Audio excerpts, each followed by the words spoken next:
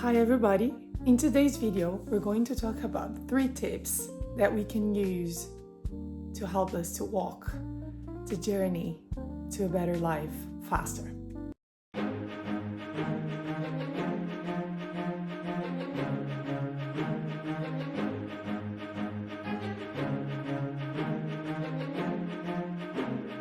So today's video will be a little bit challenging. I will let you know right in advance because it was quite challenging for me to remember the strategies and techniques that I'm going to teach you today because I used them for myself and it was not easy for me. Hopefully it's going to be easier for you. I'll jump straight in.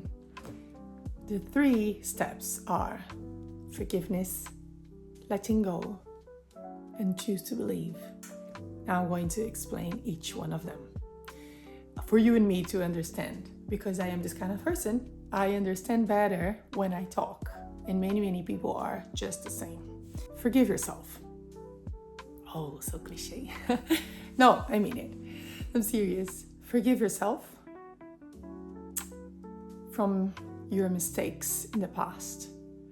Forgive yourself for not always have been the best you could have been.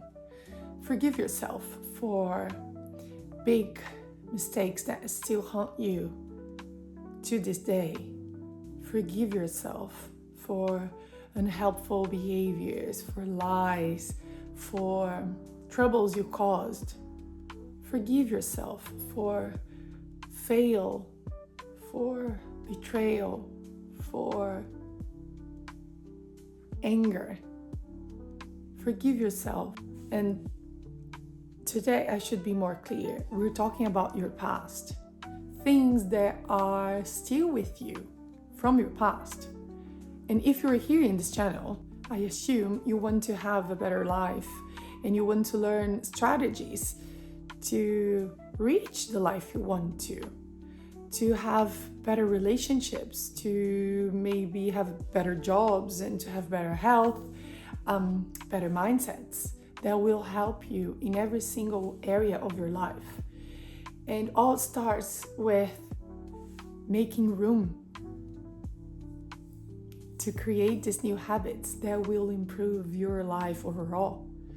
But if you're full of regret and full of guilt or full of pride, your life is pretty much full. Your mind is pretty much full. There is not enough space. There's not enough space to create new habits, new things, because in reality, there is only so much we can do with our time, with our mind, and even with our body. We have limits. And although our mind is inexplicable, we don't know much about it scientifically speaking, we do know that we humans, we have boundaries, we have limits, and we easily become overwhelmed. And so in order to create new things, we need to make some space because our mind is just full of stuff we think we know.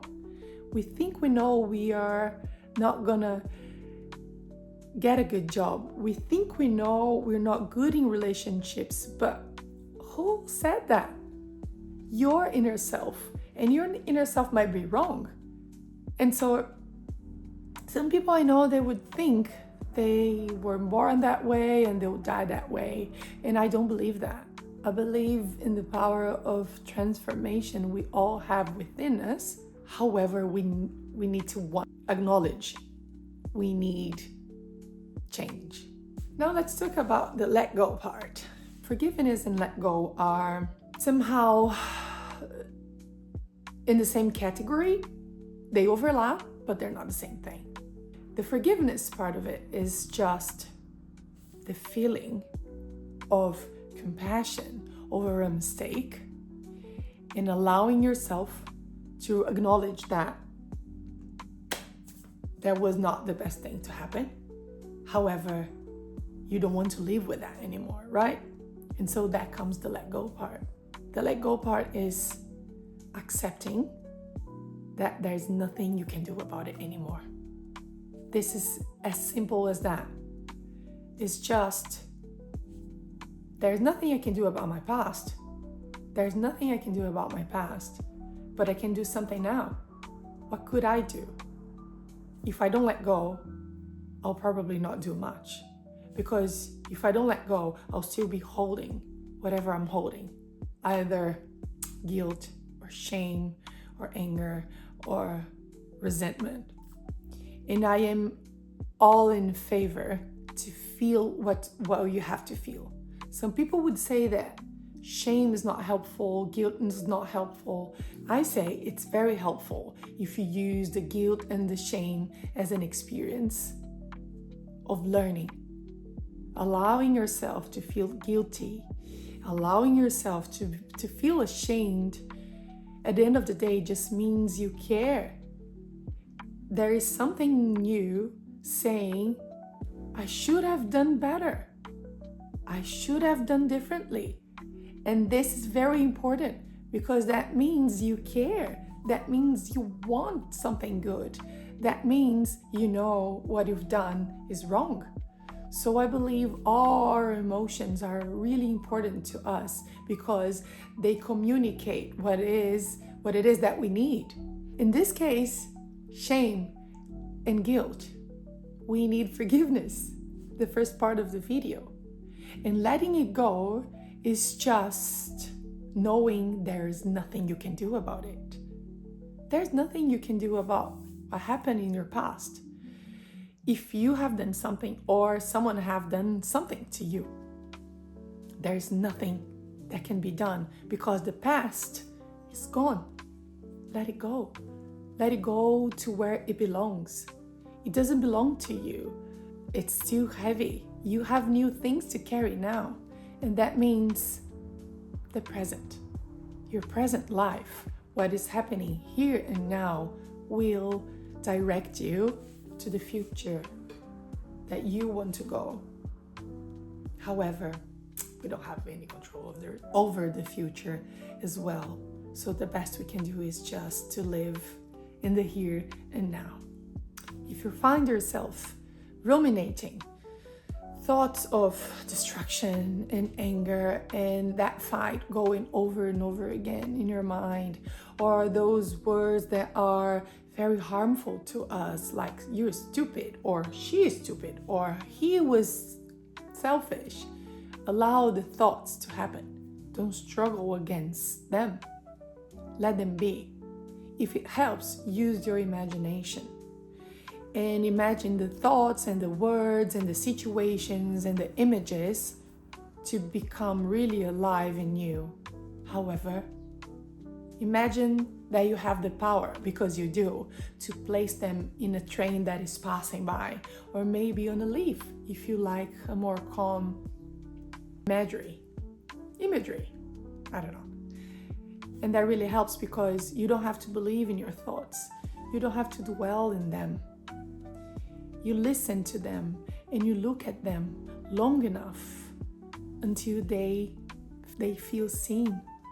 And sometimes it happens that the thoughts and emotions are too big, and the struggle not to feel it doesn't work either, because you're going to feel it whether you like it or not.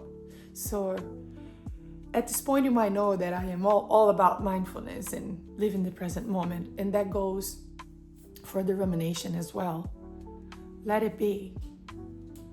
Let it happen. Stay with it for a little while. Even because when we are mindful of the present moment, the perception of time, it's somehow different. You have more time because you're more at peace. But remember, you're not judging the thinking. You're not judging the imagery. You're just watching, observing. I don't know if you watched the other video, but I shared a little bit about mindfulness techniques and strategies, and I suggest you watch that too, if you want to live more in the present moment. One more thing about the forgiveness part, before we go straight ahead to the last part of the video. Forgive people, as well as you forgive yourself. Forgive your parents.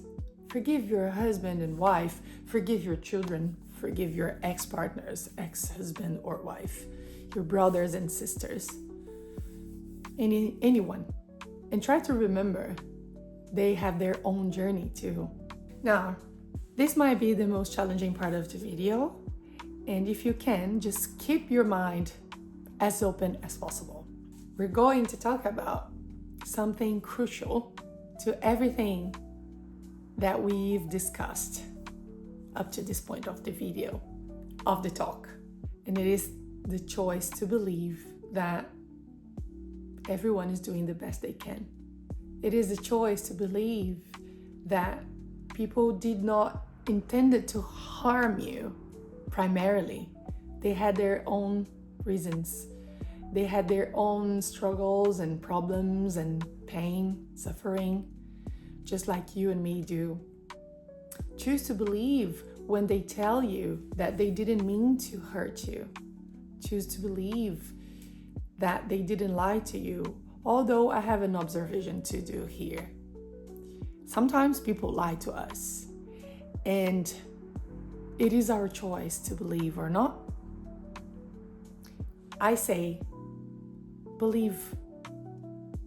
Because if someone is lying to you, the person is lying to you will carry the weight of the lie, not you. And that's not to say that you have to agree. That's very important. But commenting and trying to get the person to tell you the truth, it's not going to happen, because we do what we need to do. And if the person is feeling that they need to tell you the truth and they're safe to do so, this will happen naturally, and not because you and me try to force the truth out of someone. It's not going to happen. And it's counterproductive because we don't read minds. That's just the reality. And choose to believe is so important and so wonderful, because it sets us free from the responsibility over people's actions and thinking and choices. It sets us free of the weight to have the same consequences and results as the person that is telling you the truth or the lies in their life will have. It is about to give the person what belongs to them.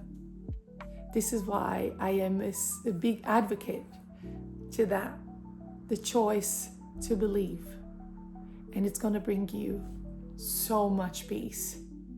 It's going to bring you so much freedom. Now, for the last part of the video, I have an exercise to propose that will help you and me to remember and to practice and to keep practicing everything that we discussed today. I have learned this exercise many years ago when I started my own my own personal development journey that brought me to far away from who I was. And I hope that you enjoy the journey and that you use the techniques and strategies that I am sharing here, because I know they work and I've seen many people using them. Although sometimes I don't even know the person, I know that they are using a variation of the techniques that I teach here. So the exercise that I am about to teach you can be quite challenging, but it is also a wonderful and beautiful and meaningful experience. So keep your mind open and follow the instructions.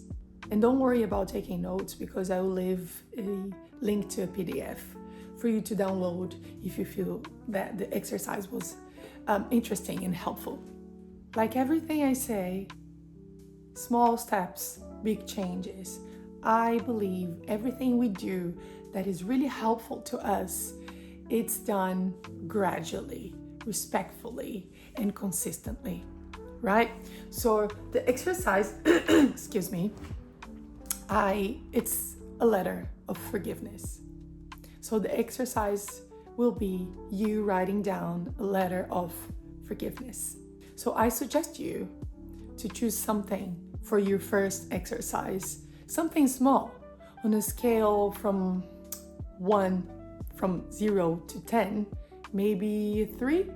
so you know what the exercise is about, and maybe you can choose something that will be a little more challenging in the future once you have accustomed with the exercise itself. This is really important because everyone is different, right?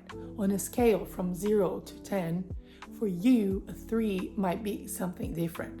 So imagine something like that is difficult, but not that difficult, because the following steps will be quite descriptive and full of detail, and what we want is to bring that memory alive.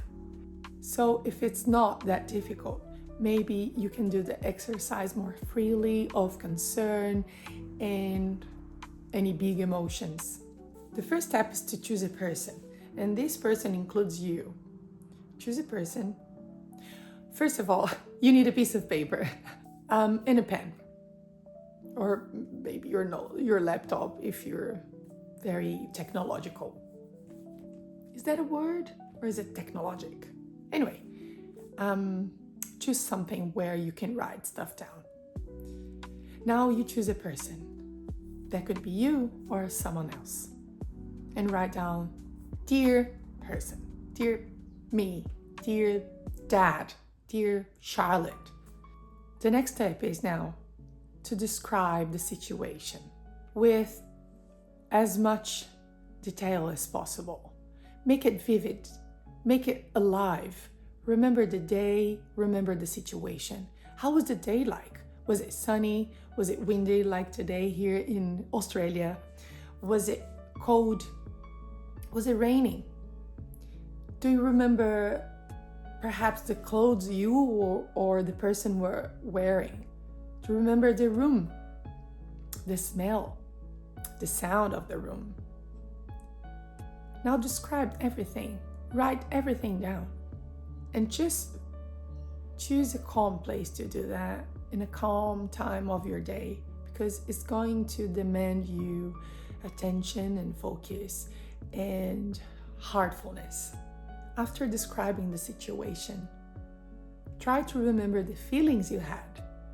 And if you've done a good job with describing the situation really, really well, you might as well have the room and the imagery and the scenario to remember how you felt. Were you feeling ashamed? Were you feeling angry, heartbroken? Were you feeling rejected, abandoned? Were you feeling betrayed, angry and frustrated? Were you feeling furious, wanting to punish someone? Was your heart heavy, sad, or very angry? Or perhaps really frustrated? Remember the feeling and try to describe it. I was feeling, because of the situation, I was feeling like this and such and such. I felt abandoned and betrayed. I felt like you didn't care for me at all. I felt like I was no one to you. And don't be shy here. Imagine you have this unique opportunity to talk to the person. Even sometimes this person might not be alive anymore. The first person I wrote my letter was not alive. Describe, spend some time. Maybe grab a cup of tea, maybe a glass of wine, maybe a beer, or just a piece of chocolate and ice cream. This has to be enjoyable, although painful. After you described the situation, the emotion, the next step of the exercise might be the more difficult one, because now we are really being creative here, and we'll now try to imagine very good reasons for what happened. We will just justify, although sometimes there is no justification, but for the sake of the exercise, we're going to try and imagine very good reasons for what happened. Maybe if your friend betrayed you, she actually didn't learn anything about loyalty in her household. Or perhaps if your husband abused you, he was abused as a child his whole time. And again, I say, this is not to excuse the behavior or the pain that caused you. But we need to work on very good reasons here, because when we are done, if we do a good job with open heart, we'll find how we are alike in our humanity. Because the person that caused you this trouble or trauma, even if the person is you or someone else, is just a human. And we all have mistakes. And the more human we make the person that hurted you, the more compassion we'll have towards them, and less anger and bitterness and resentment. Again, even if this person is us. Try to make up any excuses and good reasons for this person to have hurted you and write it down. We are going to write down, I choose to forgive you. And I choose to let it go, because I want to create space in my mind, in my life, in my heart for new things. And I will work to create as much beautiful things as possible to fill up any new spaces that I have from now on in my life. And I decide to let go. I decide to place the emotions, the memories, the hurt on a leaf, or put in a train that is passing by, or just to let them go like clouds in the sky, because that belongs to the past and it doesn't belong to me anymore, because I decide that it doesn't. I decide to move forward, and now this is a path. This is a journey. It's not a button that we press and we are finally free. But the very fact that you are writing the letter and pouring your heart out and making the person as human as you will help you to have more generous feelings. It will help you to understand the situation from another perspective. And that is not to say that if you forgive someone, you want them back. It's just that you don't hurt anymore. And the hurt, the pain, the anguish is not holding you back anymore. It doesn't have control over you. Now, just an observation. This is a habit we're creating here. And the more you do it, the better you get in it. We practice and we practice. And in my experience, I would take years to forgive someone. And that didn't help me at all. That made me bitter. That created a lot of resentment. And I was just carrying around a sack of heavy rocks on my back.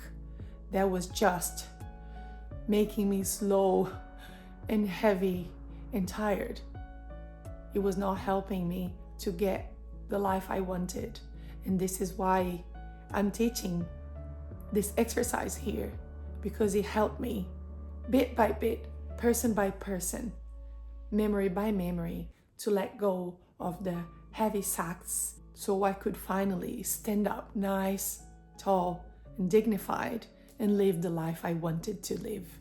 I hope that's been really helpful to you today, as it was for me.